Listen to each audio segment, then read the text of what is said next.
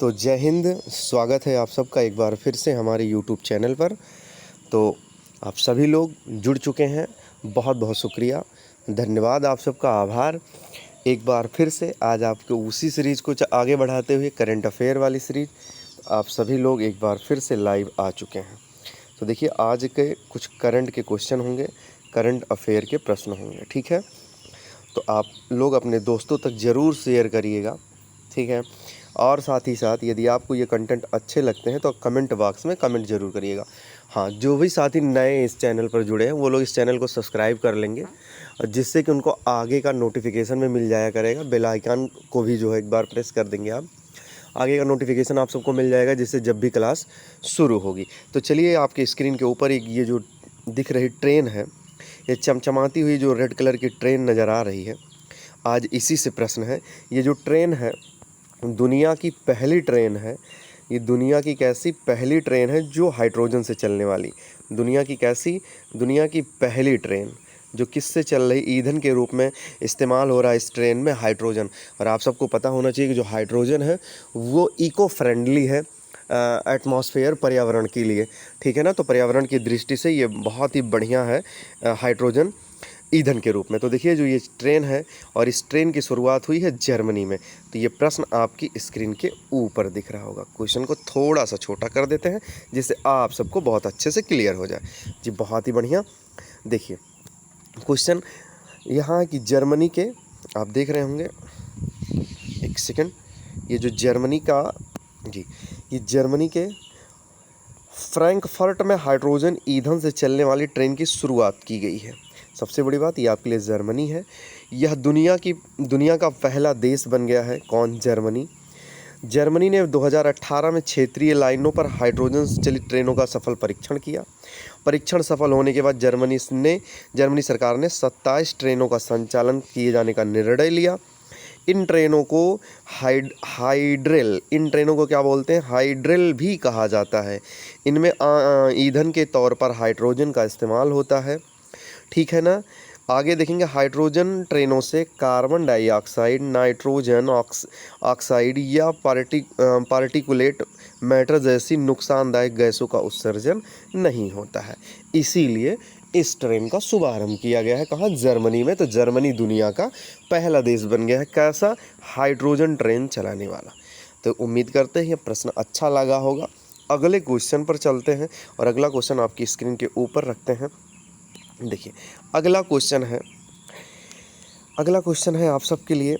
यहाँ प्रश्न आपको दिख रहा होगा, सरकार के अनुरोध पर इंडिया को भारत नाम देगा संयुक्त राष्ट्र। ये यूएनओ देगा, यूएनओ, यूनाइटेड नेशन ऑर्गेनाइजेशन, जो संयुक्त राष्ट्र संघ है, जिसमें 193 देश हैं और जिसका हेडक्वार्टर वाशिंगटन डीसी में है। वहाँ से जो है इसे भारत का नाम मिलेगा, भारत को, ठीक ना। तो देखिए, अंग्रेजी में भारत का नाम इंडिया से भारत किए जाने के संबंध में संयुक्त राष्ट्र के पास प्रस्ताव आया है। उस पर विचार होगा और निर्णय लिया जाएगा। संयुक्त राष्ट्र के महासचिव के उप प्रवक्ता फरहान हक ने यह जानकारी दी। संयुक्त राष्ट्र के जो उप प्रवक्ता है उनका नाम फरहान हक है, ठीक है ना। उन्होंने यह जानकारी दी। ये प्रश्न था भारत के नाम को लेकर के, ठीक ना। ये प्रश्न था भारत के नाम को लेकर के। और आप देख सकते हैं यहाँ कि विश्व संस्था से प्रचलित प्रक्रिया के अनुसार नाम में परिवर्तन के लिए भारत के विदेश मंत्री एस जयशंकर को संयुक्त राष्ट्र के महासचिव को औपचारिक पत्र लिखना होगा। इसके बाद संयुक्त राष्ट्र उस पर प्रक्रिया अनुसार औपचारिक निर्णय लेगा, ठीक है ना। जैसा कि यहाँ देखेंगे, इससे पहले 2022 में तुर्की ने अपना नाम तुर्की कराने का अनुरोध संयुक्त राष्ट्र को दिया था, और जो प्रेजेंट टाइम में अभी तुर्की जो है तुर्की के नाम से देखिए प्रचलन में भी है। तो उम्मीद है ये भी प्रश्न आप सबको समझ में आया होगा। अगले क्वेश्चन पर चलिए, ठीक है। अगला क्वेश्चन स्क्रीन पर और ज़बरदस्त प्रश्न है। यह भी प्रश्न आप सबके लिए बहुत ही इम्पॉर्टेंट है। तो यदि आप लोग लाइव बने हैं तो ऐसे ही बने रहें, चैनल को छोड़ करके ना जाएं, क्योंकि ये सभी इम्पॉर्टेंट प्रश्न हैं। और जो खासकर जो आर ओ एग्ज़ाम की तैयारी कर रहे हैं, या जिनको यूपीएसआई या यूपी पुलिस की जो लोग तैयारी कर रहे हैं, उन सब में ये बहुत इंपॉर्टेंट प्रश्न बनेंगे। आपको भले ऐसे नज़र आ रहे होंगे कि ये पेपर का कटिंग है, लेकिन ज़बरदस्त प्रश्न है, ठीक है ना, जिन पे आप सबकी निगाहें नहीं जाएंगी। उन सब चीज़ों को हम लोग हाईलाइट करते हैं। जैसे देखिए, आप सबके लिए मध्य प्रदेश के कूनों में खुलेगी देश की पहली चीता सफारी, ठीक है ना, चीता सफारी खोला जाएगा। अब देखिए 180 हेक्टेयर में फैली हुई है ये सफारी। वन्य पर्यावरण मंत्रालय और केंद्रीय चिड़ियाघर प्राधिकरण ने इसे मंजूरी दे दी है, ठीक है ना। इसे किसने मंजूरी दे दी है? तो वन पर्यावरण मंत्रालय और केंद्रीय चिड़ियाघर प्राधिकरण ने। 17 सितंबर को हो जाएगा इसका क्या, शिलान्यास किया जाएगा। 17 सितंबर को क्या होगा, शिलान्यास होगा। मध्य प्रदेश सरकार ने दिया है प्रस्ताव, तो कूनो में इसका भी क्या किया जाएगा, एक जो है चीता सफारी खोला जाएगा। अब देखिए राज्य सरकार ने पहल पर केंद्र सरकार ने अब कूनो में एक चीता सफारी बनाने का फैसला लिया है, जो करीब 180 हेक्टेयर की होगी। ये सारी बातें हमने अभी आपको बता ही दिया था। हाँ, कुछ चीज़ें हैं जो आपको बतानी बहुत ज़रूरी है। जैसे देखेंगे, ये देखिए यहाँ है कि जो है वहीं पर्यटन से जुड़ी हुई गतिविधियों को सफारी तक सीमित रखा जाएगा। सफारी में रखे जाने वाले चीते पालतू किस्म के होंगे। उन्हें केंद्रीय चिड़ियाघर प्राधिकरण की मदद से अफ्रीका देश से लाया जाएगा। ये इंपॉर्टेंट है, अफ्रीका देश से लाया जाएगा। देश में चीतों की यह पहली सफारी होगी। भारत में चीतों की पहली सफारी अब मध्य प्रदेश में ओपन होने जा रही है। 17 सितंबर को इसका शिलान्यास किया जाएगा और 180 हेक्टेयर में ये फैला होगा। और वही चीते कहाँ से लाए जाएंगे, अफ्रीकी देश से। तो उम्मीद है आप सबको ये भी बात समझ में आई होगी। नेक्स्ट क्वेश्चन पर चलते हैं। अगला क्वेश्चन आप सबके लिए ही ये देखिए, भारत और भारत के देखिए ये है चेस्ट मेडिसिन के जनक। भारत में है चेस्ट मेडिसिन के जनक डॉक्टर रमन विश्वनाथन, ठीक है ना। चिकित्सा विज्ञान डॉक्टर रमन विश्वनाथन का जन्म जो हुआ 1899 आज ही के दिन हुआ था, मतलब आज के दिन के में हुआ था। और 1953 में दिल्ली के वल्लभ भाई पटेल चेस्ट इंस्टीट्यूट के संस्थापक भी यही हैं। तो उम्मीद है ये भी बात आप सबको समझ में आई होगी, ठीक है। नेक्स्ट क्वेश्चन पर चलते हैं, अगले प्रश्न पर चलते हैं। अगला जो प्रश्न है ये देखिए, ये भी बहुत ही बढ़िया प्रश्न है।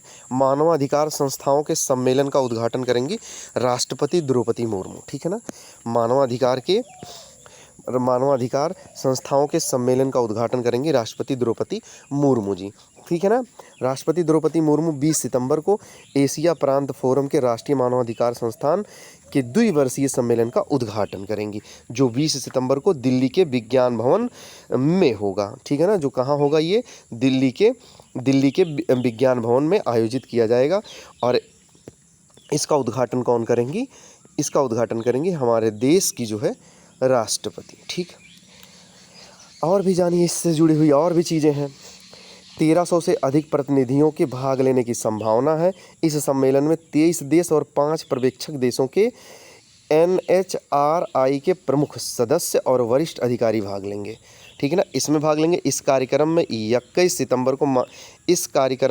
सितंबर को मानवाधिकारों पर सार्वभौमिक घोषणा का 75वां वर्षगांठ और पेरिस सिद्धांतों की 30वीं वर्षगांठ के अवसर पर द्विवर्षीय सम्मेलन का आयोजन होगा। और सम्मेलन में पर्यावरण और जलवायु परिवर्तन पर भी चर्चा होगी।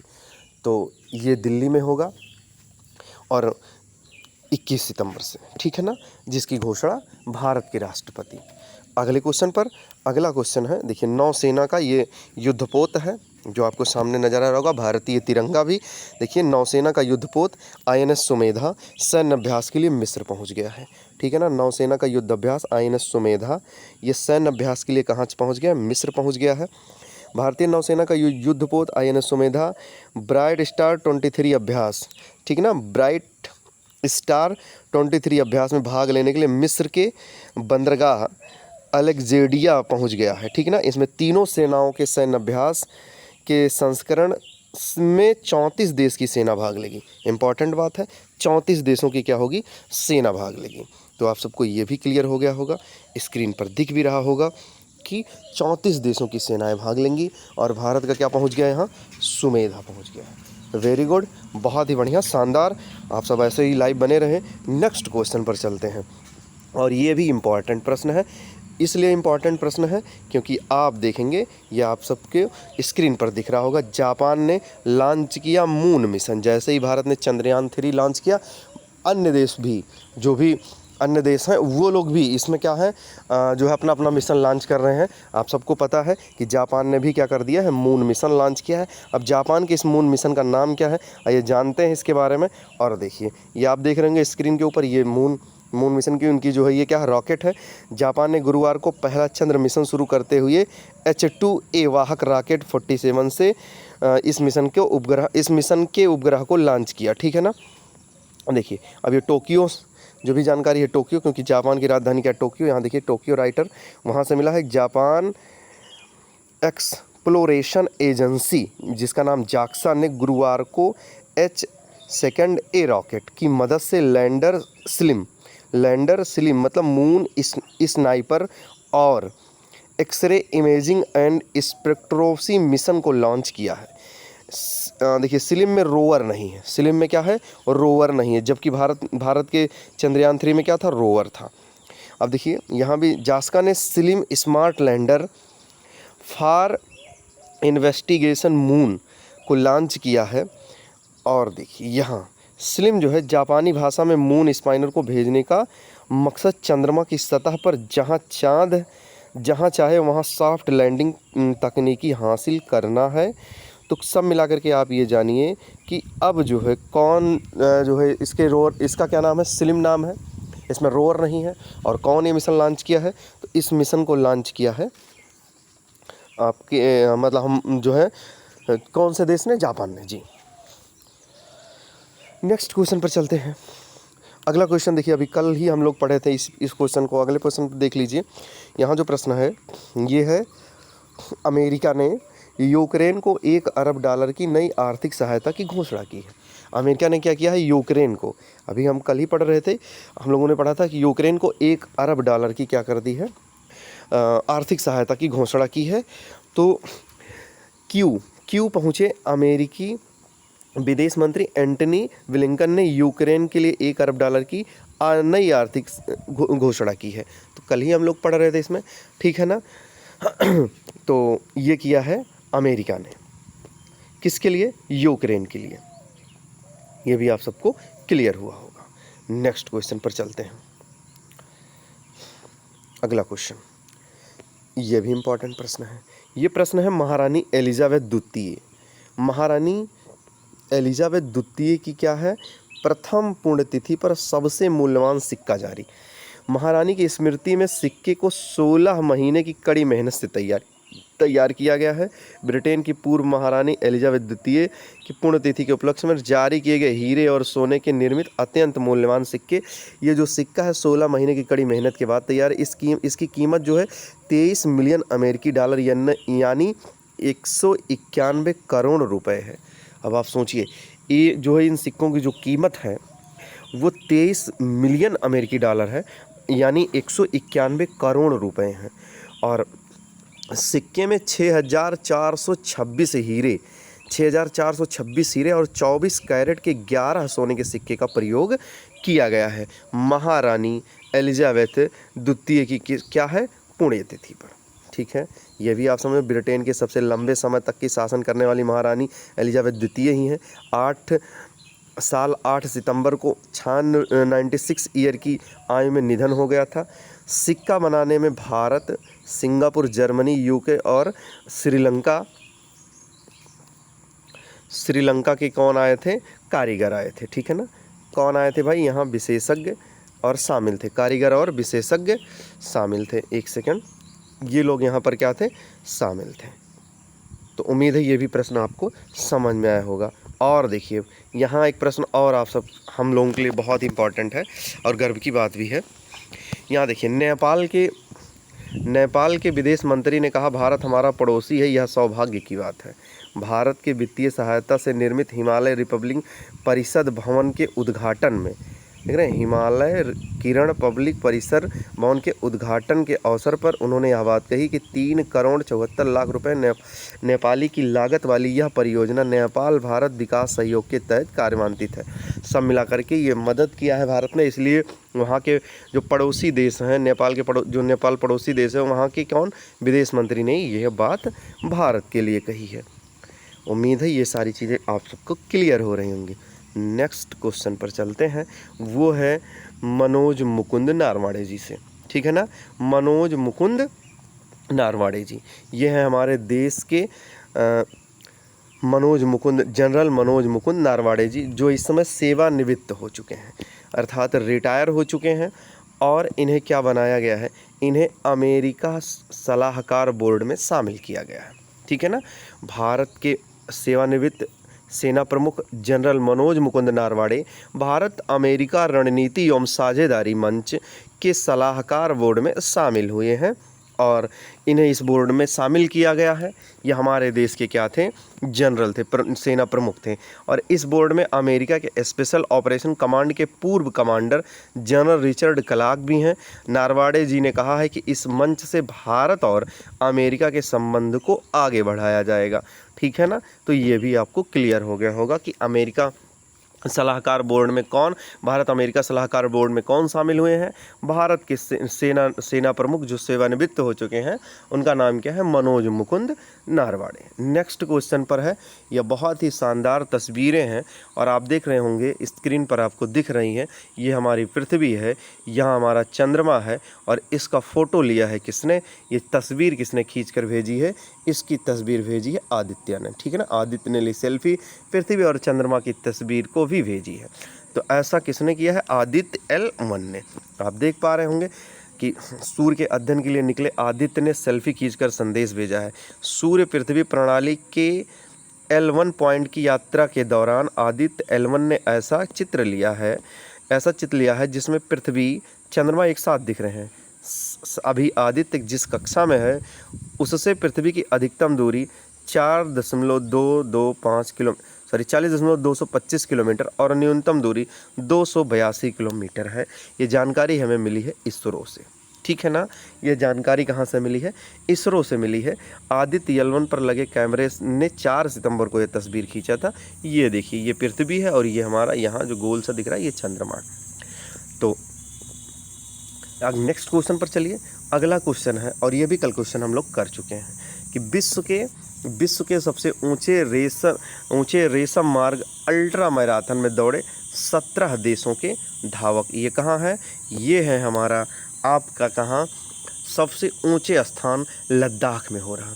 विश्व की सबसे ऊंचाई पर 122 किलोमीटर लंबी रेशम मार्ग अल्ट्रा मैराथन दौड़ गुरुवार को शाम को शुरू हुई। इसमें भारत सहित 17 देश के धावक शामिल हैं।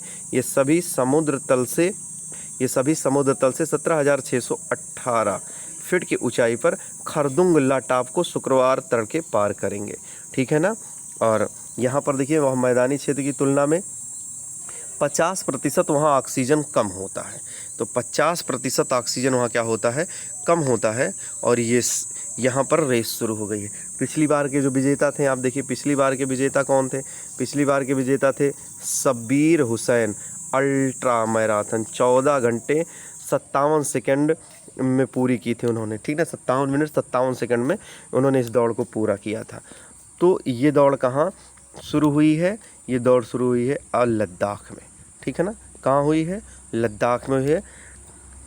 तो अगले क्वेश्चन पर चलते हैं। अगला क्वेश्चन है, नेक्स्ट क्वेश्चन है ये जी, सेंसेक्स से क्वेश्चन है। एक माह बाद फिर 66,000 के पार सेंसेक्स। ठीक है ना। तो डॉलर के मुकाबले सर्वकालिक निचले स्तर पर रुपया है और डॉलर के मुकाबले ये गिर चुका है। इसमें देखिए 85,000 के स्तर तक पहुंच सकती है चांदी, 85,000 के स्तर तक चांदी पहुंच सकती है। तो सब मिलाकर के 66,000 के पार क्या है, सेंसेक्स है। ठीक है ना। 385 अंक बढ़ करके 66,265 पर बंद हुआ। और निफ्टी की बात करें तो 17,900 के पार पहुंच गया था। तो ये डॉलर, ये किससे था प्रश्न, ये था आपके जो है सेंसेक्स से। और नेक्स्ट क्वेश्चन पर देखिए, नेक्स्ट क्वेश्चन है, ये है हमारे प्रयागराज से। ठीक है ना। प्रयागराज से ये क्वेश्चन है। प्रयागराज से CATC से हर वर्ष निकलेंगे 480 air traffic controller. Air traffic controller मतलब दूर होगी हवाई अड्डों पर एयर ट्रैफिक कंट्रोलर, जो हवाई अड्डों पर होते हैं कंट्रोलर होते हैं, ट्रैफिक कंट्रोलर, उनके लिए है। और ये कहाँ, ये हमारे जो है प्रयागराज के बमरौली में इनको क्या दिया जाता है, प्रशिक्षण दिया था। देखिए प्रशिक्षण केंद्र में सीटें बढ़ा दी गई है और ये प्रशिक्षण बमरौली कहाँ, बमरौली प्रयागराज में होती है। यहाँ सीटें 4 गुना कर दी गई हैं। पहले यहाँ वर्ष भर में 126 ATC प्रशिक्षित किए जाते थे, अब उसे बढ़ाकर 480 कर दिया गया है। साथ ही साथ उनका जो ट्रेनिंग टाइम है वो भी कम कर दिया गया है, ठीक है ना, वो भी कम कर दिया गया है। यहाँ देखिए मतलब पहले ATS बेसिक कोर्स 1 वर्ष का था, अब इसे 6 माह कर दिया गया है। तो आप ये भी देख सकते हैं और ये बमरौली में स्थित है, ठीक है ना। नेक्स्ट क्वेश्चन पर चलेंगे। अगला क्वेश्चन है बहुत बढ़िया, बहुत इंपॉर्टेंट प्रश्न है। हरियाणा में 8000 स्कूलों में, हरियाणा में 8000 स्कूलों में के 21 लाख बच्चे करेंगे गीता का पाठ। गीता का पाठ होगा, कब होगा, किस दिन होगा, ये देखिए 23 सितंबर को अंतर्राष्ट्रीय गीता जयंती महोत्सव मनाया जाएगा और बोर्ड से जुड़े 8000 स्कूलों के करीब 21 लाख विद्यार्थी एक साथ भगवत गीता का क्या करेंगे, श्लोकों का उच्चारण करेंगे। अब ये बच्चे कौन से होंगे, तो ये बच्चे होंगे 12वीं तक के, 6 से 12वीं तक के विद्यार्थी होंगे। देखिए 6 से 12वीं तक के विद्यार्थी होंगे और साथ ही साथ विद्यार्थी श्लोकों का उच्चारण करेंगे। तीसरी और से लेकर 5वीं तक के विद्यार्थी क्या करेंगे, उन्हें सुनेंगे। और ये जो है ये हरियाणा में शुरू होगा। देखिए हरियाणा के विद्यालय बोर्ड उस कार्य में स्वामी ज्ञानानंद महाराज की मदद ले रहा है और भगवत गीता के 18 श्लोकों का अर्थ और महत्व विस्तार से समझाएंगे। इसके लिए उनकी वीडियो बनाकर उन्हें बोर्ड की वेबसाइट पर भी अपलोड किया जाएगा। तो ये 23 सितंबर को अंतर्राष्ट्रीय गीता जयंती महोत्सव पर किया जाएगा हरियाणा में। 21 लाख बच्चे क्या करेंगे, गीता के श्लोक का स्कूल बच्चे गीता का पाठ करेंगे, ठीक है ना। अगले प्रश्न पर चलते हैं। अगला जो प्रश्न है वो थल सेना वायु सेना ने किया संयुक्त अभ्यास, उसका नाम क्या है, नभशक्ति। संयुक्त अभ्यास वो क्या है, नभशक्ति। थल सेना और वायु सेना ने संयुक्त प्रशिक्षण अभ्यास नभशक्ति में भाग लिया, ठीक है, नभशक्ति में भाग लिया है और नभशक्ति का आयोजन किया गया है। माउंटेन स्ट्राइक कोर इसका नाम है। पूर्वोत्तर राज्य में सेना के ब्रह्मास्त्र कोर माउंटेन स्ट्राइक कोर ने संयुक्त प्रशिक्षण अभ्यास नवशक्ति का आयोजन किया था, जिसमें भारत की थल सेना और वायु सेना ने हिस्सा लिया था, ठीक है ना। अगले क्वेश्चन पर चलते हैं। अगला क्वेश्चन है बंगाल में। देखिए ये भी प्रश्न है बहुत ही बढ़िया।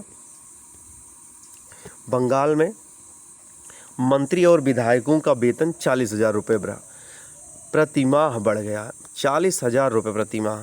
अब देखिए मुख्यमंत्री ममता बनर्जी ने विधानसभा में क्या किया है, वेतन वृद्धि की घोषणा की। अब विधायकों को 1.21 लाख और मंत्रियों को 1.50 लाख रुपए प्रति माह वेतन एवं भत्ता मिलेगा। पहले ऐसे नहीं था, वेतन एक माह में 40 हज़ार प्रति माह बढ़ा दिया गया। ये था कितना, आइए इसके बारे में जान लेते हैं। जो बंगाल है, बंगाल में विधायकों को पहले प्रति महीने 10,000 रुपये मिलते थे, जो बढ़ा करके अब 50,000 रुपये कर दिए गए।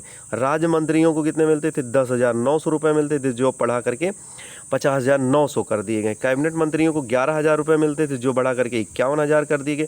कैबिनेट मंत्री, राज्य मंत्री और विधायक का मासिक वेतन के अलावा जो अतिरिक्त भत्ते पाने के हकदार हैं वो वही रहेंगे। तो इन सब मिला करके अब मासिक कुल मतलब टोटल भत्ता वत्ता मिला करके 81,000 रुपये मिलते थे, जो राज्य की विधानसभाओं के वेतन भत्ते समिति की बैठक में भाग लेने वाले के लिए। अब वो सब बढ़ोतरी के बाद अब उन्हें कुल मिला करके 21 लाख रुपए मिलेंगे, ठीक है ना। अब से मंत्रियों को मिलने वाला वास्तविक मासिक भुगतान जो है 1.10 मतलब लाख रुपए से बढ़ाकर लगभग 1.5 लाख रुपए प्रति माह हो जाएगा। तो ये ममता बनर्जी जी ने बताया है, विधानसभा में ये जानकारी दी है। बंगाल में मंत्री और विधायकों का वेतन 40,000 रुपये बढ़ गया, ठीक है भैया। अगले क्वेश्चन पर चलते हैं। अगला क्वेश्चन यहाँ है लखपति दीदी से। अगला क्वेश्चन लखपति दीदी से है।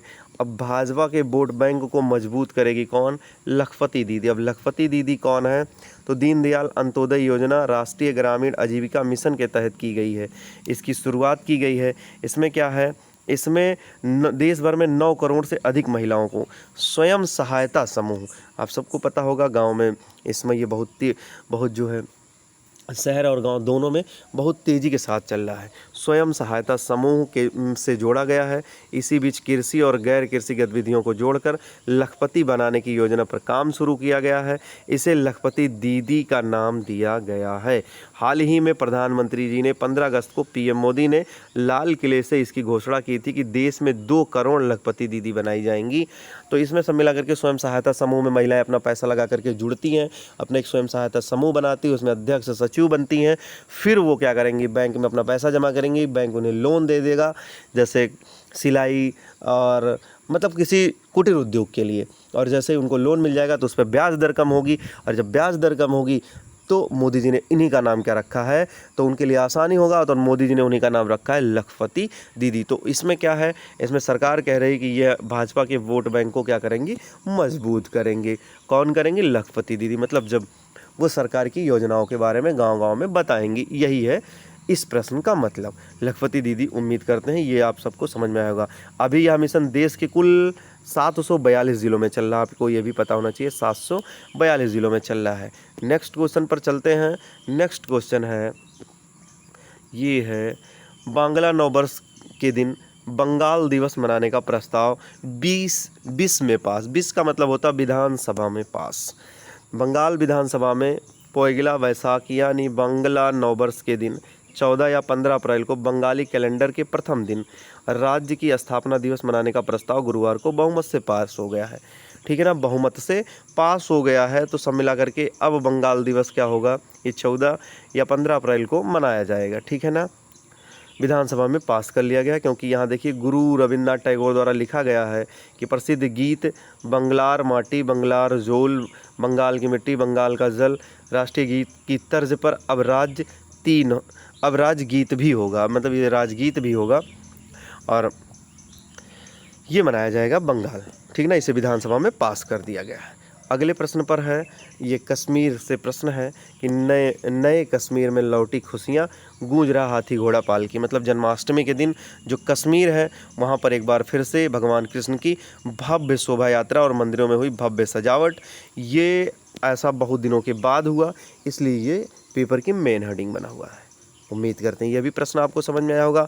अगले क्वेश्चन पर देखिए, चीन, दक्षिणी चीन सागर में ये प्रश्न है। प्रधानमंत्री नरेंद्र मोदी जी हैं, यहाँ हम आपको दिखा रहे हैं स्क्रीन के ऊपर। पूर्व एशिया शिखर सम्मेलन में मोदी ने दिखाए भारत के बदले तेवर, दक्षिण चीन सागर में हमारे भी हित हैं। ये हैं प्रधानमंत्री नरेंद्र मोदी, ये हैं कमला हैरिस उपराष्ट्रपति, और ये हैं क्या कहते हैं, इंडोनेशिया की जो राजधानी है जकार्ता, वहाँ पर इसका आयोजन किया गया था।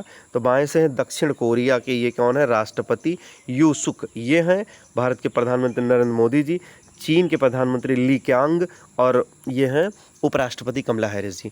और ये कहाँ पर हैं, तो ये हैं प्रेजेंट टाइम में, मतलब 7 तारीख को ये हो रहा था क्या, आसियान शिखर सम्मेलन। आसियान शिखर सम्मेलन जो कहाँ हुआ, इंडोनेशिया की राजधानी जकार्ता में हुआ। ठीक है, जो इंडोनेशिया की राजधानी जकार्ता में हुआ, जिसमें आसियान में कितने देश शामिल हैं, तो आप सब कमेंट बॉक्स में एक बार कमेंट कर दीजिए। और वहाँ पर प्रधानमंत्री मोदी जी गए हुए थे। ठीक है ना, और 12 सूत्रीय प्रस्ताव मोदी जी ने वहाँ पर प्रस्ताव भी रखा है। गुरुवार को प्रधानमंत्री नरेंद्र मोदी ने जकार्ता के पूर्व एशिया शिखर सम्मेलन हिंद प्रशांत क्षेत्र में अंतर्राष्ट्रीय कानूनों को सभी देश के लिए समान रूप से लागू करने की बात कही। मतलब हिंद प्रशांत, जो हिंद महासागर और प्रशांत महासागर उसका जो क्षेत्र है, उसमें समान रूप से कहा कि एक कानून लागू होना चाहिए, क्योंकि दक्षिण चीन सागर के लिए जो आचार संहिता कोड ऑफ कंडक्ट है, मतलब आचार संहिता बनाई गई है, उसमें उन देशों के हितों का भी ख्याल रखा जाए जो सीधे तौर पर चर्चा में नहीं है। और प्रधानमंत्री मोदी जी ने क्या वहाँ पर बात किया, 12 सूत्रीय प्रस्ताव क्या रखा हुआ है, तो प्रधानमंत्री मोदी जी ने भारत और आसियान के बीच सहयोग का विस्तार करने के लिए 12 सूत्रीय प्रस्ताव पेश किया। इसमें कनेक्टिविटी, व्यापार, डिजिटल बदलाव जैसे क्षेत्र शामिल हैं। 12 सूत्रीय प्रस्ताव में प्रधानमंत्री ने आतंकवादी फंडिंग, साइबर दुष्प्रभाव के विरुद्ध सामूहिक लड़ाई का आह्वान करने के साथ साथ बहुपक्षीय मंच पर ग्लोबल साउथ की आवाज़ उठाने की भी बात की है। तो ये प्रश्न था हमारा किससे, आसियान शिखर सम्मेलन से, जो कहाँ हुआ है, जो हुआ है इंडोनेशिया की राजधानी जकार्ता में। तो आज के लिए बस इतना ही था। मिलते हैं कल ठीक है ना, कल अगले वीडियो के साथ। तो आप सभी से उम्मीद है कि यदि आप सबको ये सेशन अच्छा लगा होगा तो लाइक ज़रूर करिएगा। हाँ, कमेंट बॉक्स में बिल्कुल कमेंट करिएगा आपको सेशन अच्छा लग रहा है या नहीं, जिससे हमारा जो है मतलब होता नहीं कि मनोबल बढ़ जाए। अगर मनोबल बढ़ेगा तो और इससे भी अच्छा जो है वीडियो आप सबके लिए ज़रूर लेकर के आएंगे। तो उम्मीद है आप सबको समझ में आएगा। तो आज के लिए बस इतना ही, मिलेंगे कल। जय हिंद, बाय बाय।